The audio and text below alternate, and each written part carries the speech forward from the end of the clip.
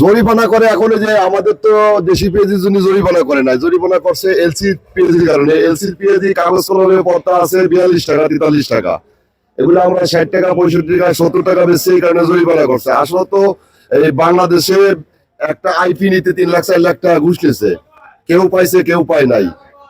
মতামত জানাবেন সেটা আমরা জানাবো। আসসালামু আলাইকুম। ওয়ালাইকুম আসসালাম। কেমন আছেন?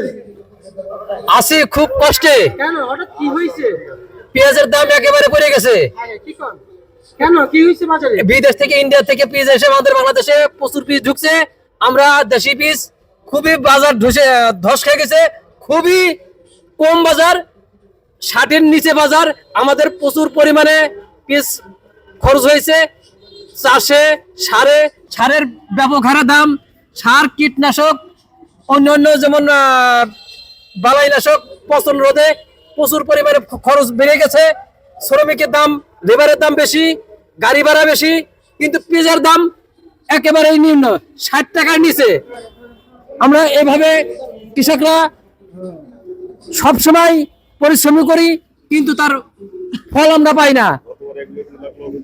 গত বছর আমি 2.5 লক্ষ টাকা লস খাইছি, এবারও আমার ওই রকম লসের দিকে, যেরকম বাজার দেখা যাচ্ছে লসের দিকেই। প্রচুর পরিমাণে খরচ বেড়ে যাওয়ার কারণে একটা লেবারের দাম 700, গাড়ি ভাড়া 15-16 হাজার টাকা, এইভাবে পদে পদে খরচ বেড়ে গেলে আমরা খুবই ক্ষতিগ্রস্ত হচ্ছি। আমাদেরকে বিদেশে এলসিপি অবশ্যই আমদানি বাদ দিতে হবে। আচ্ছা, অন্য জায়গায় দেখা যায় খুচরা বাজারে পিসের দাম বেশি, কিন্তু আমরা আড়তে পিসের বাজার খুবই কম। এই জন্য আমরা খুবই হতাশা, ক্ষতিগ্রস্ত হচ্ছি। শুধু পাইকারি মার্কেটে আপনাদের পেঁয়াজের দাম নাই?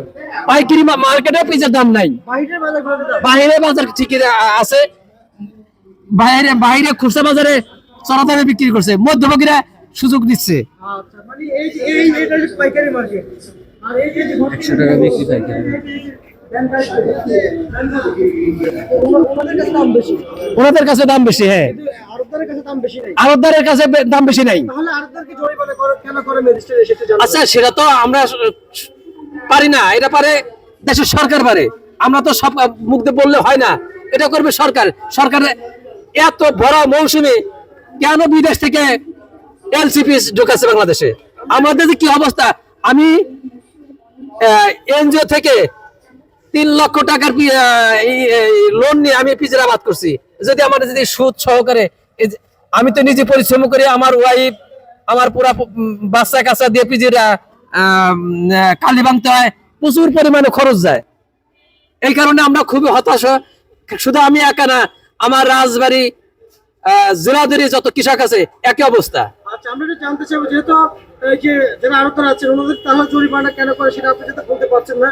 যেহেতু এখানে দাম কম, বাইরে বাজার বেশি, তাহলে আমি একটু আড়তদারের সাথে একটু মতামতটা নেই যে আসলে কেন জরিমানা করে। আসসালামু আলাইকুম। ওয়ালাইকুম আসসালাম। কেমন আছেন?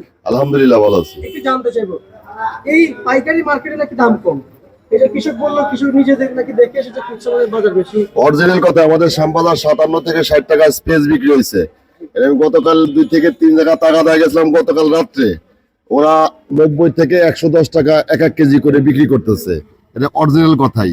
আমাদের শ্যামবাজার অনেক কম দামে বিক্রি হয়। যারা আপনার 1 কেজি 2 কেজি 5 কেজি বেছে, ওরা অনেক সস্তা দামে মাল বিক্রি করে। কিন্তু তাহলে জরিমানা কেন করে আপনাদের? জরিমানা করে এখন যে আমাদের তো দেশি পেঁয়াজের জন্য জরিমানা করে নাই, জরিমানা করছে এলসি পেঁয়াজের কারণে। এলসি পেঁয়াজি কাগজ কলমের পড়তা আছে 42 টাকা 43 টাকা, এগুলো আমরা 60 টাকা 65 টাকা 70 টাকা বেশি, এই কারণে জরিমানা করছে। আসলে তো এই বাংলাদেশে একটা আইপি নিতে 3 লাখ 4 লাখ টাকা ঘুষ নিয়েছে, কেউ পাইছে কেউ পায় নাই। ওই 3 লাখ টাকা খরচ বিয়ার করলি ভাড়া, 3 লাখ টাকা খরচ বিয়ার করলি মালের পড়তা পড়তেছে 60 টাকা। এখন আমাদের কাগজ কলমে যে এলসি পেপার পড়তা আছে 42 টাকা থেকে 45 টাকা, আমরা 70 টাকা বেশি বা 65 টাকা বেশি। আপনারা এত ব্যবধানে কেন বিক্রি করেন? এই কারণে আমাদের জরিমানা করে।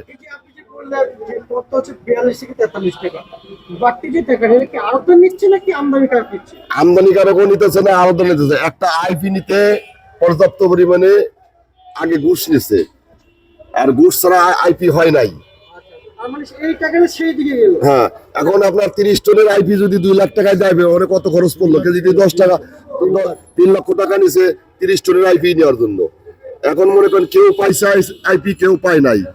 তা 30 টনে যদি 3 লক্ষ টাকা, অনেক 10 টাকা কেজি ঘুষ পড়ে গেল, 10 টাকা খরচ বাড়তে বললো। কাগজ কলমে কিন্তু ওই 10 টাকা নেই, কথা বুঝছেন? কাগজ কলমে ওই 10 টাকা নেই। কাগজ কলমে 42 টাকা 43 টাকা পড়তা, ওই 10 টাকা যোগ করে দেন 52-53 টাকা পড়তা পড়ে যায়। তার মানে আমরা এটাই বুঝতে পারছি যে টাকা অন্যদিক চলে যাচ্ছে, কিন্তু আমার কথা হচ্ছে এখানে যে আমাদের যে আরতদার কাছে জরিমানা করে, এটা সম্পূর্ণ ভুল ধারণা। আমাদের কোনো দোষ নাই। আমাদের বাজার আজকে আমরা গতকাল বেশি 65-70 টাকা দেশি পেঁয়াজ বিক্রি করছি, কাস্টমারে নিয়ে গেছে। আজকে 60 টাকা দাম চাই, কাস্টমারে নেয় না, কারণ ব্যাপক আমদানি হওয়ার কারণে কাস্টমার নাই। কাস্টমার না থাকার কারণে বাজার কমে। এখন যদি আরো কাস্টমার না থাকে, আমদানি বিষয়ে আরো বাজার কমে যাবে। আবার যদি দেখা যাবে দাম যদি 60 টাকা নিয়ে চলে যায়, ক্রেতা পর্যাপ্ত পরিমাণে ক্রেতা, তখন ক্রেতারাই বাজার বাড়ায়, আমরা বাজার বাড়াই না। আর আপনাদের তাহলে কমিশন, আমাদের কমিশন, আমরা 100 টাকা কেজি বেচলি আমাদের 1 টাকা কমিশন, 30 টাকা কেজি বেচলে আমাদের 1 টাকা কমিশন। আমাদের আড়তদারদের বাজার যত কম থাকে ততই আমাদের জন্য লাভ, কিছু কৃষকের ক্ষতি। আমরা 1 গাড়ি মাল বেশি 15 লক্ষ টাকা দাম হয়, আমাদের 15,000 টাকা আড়তদারি। আর যদি 1 গাড়ি মাল আমরা 3 লক্ষ টাকা বেচতাম, আমাদের 15,000 টাকা আড়তদারি। আমাদের 30 টাকা কেজি থাকি পড়া 1 গাড়ি মাল বেচলি 3 লক্ষ টাকা বাকি দেওয়া লাগতো, এখন আমাদের বাকি দেওয়া লাগতেছে 15 লক্ষ টাকা। বেনিফিট ওই 15,000-ই। বুঝতে পারছি। তার মানে এখানে অনেক টাকার হিসাব, এবং কিন্তু মূলত শুধু জরিমানা শুধু করতে হচ্ছে। জরিমানাটা তো আপনার এই কাগজ কলমে এলসির পড়তা কম, কিন্তু এর যেমন আপনার আপনার মিশর থেকে যত মাল আসে, এগুলো আন্ডার ছাড়া মনে করেন বাংলাদেশে কোনো মাল ঢোকে না। আপনি এলসি করলেন $200, আন্ডার দেওয়া লাগে $250, নাহলে মাল ঢোকে না। আপনার এই সত্য কথাটা আসলে আমি বুঝতে পারছি, কয়েকজনে বলেছে আমাকে। আমি আপনাকে অসংখ্য ধন্যবাদ জানাচ্ছি আমাদেরকে সংবাদটা দেওয়ার জন্য। দর্শক, এমনকি আরো কয়েকজন বলেছে, হয়তো আপনার সংবাদ কয়েকজন থেকে অবশ্যই বুঝতে পারবেন। আমি আপনাকে ধন্যবাদ জানাচ্ছি। আপনি একজন কৃষক, কত বিঘা জমি আবাদ করেছেন? আমি 5 বিঘা ভূমি আবাদ করছি। সারের কি অবস্থা? সারের দাম খুব বেশি, আমাদের রাজবাড়িতে আরো বেশি। সিন্ডিকেট সার পাওয়াই যায় না। যার দাম 1200 টাকা সরকার লেখে, তার দাম করে 1800 টাকা। আর যে সারের দাম ট্রিপল সুপার ফসফেট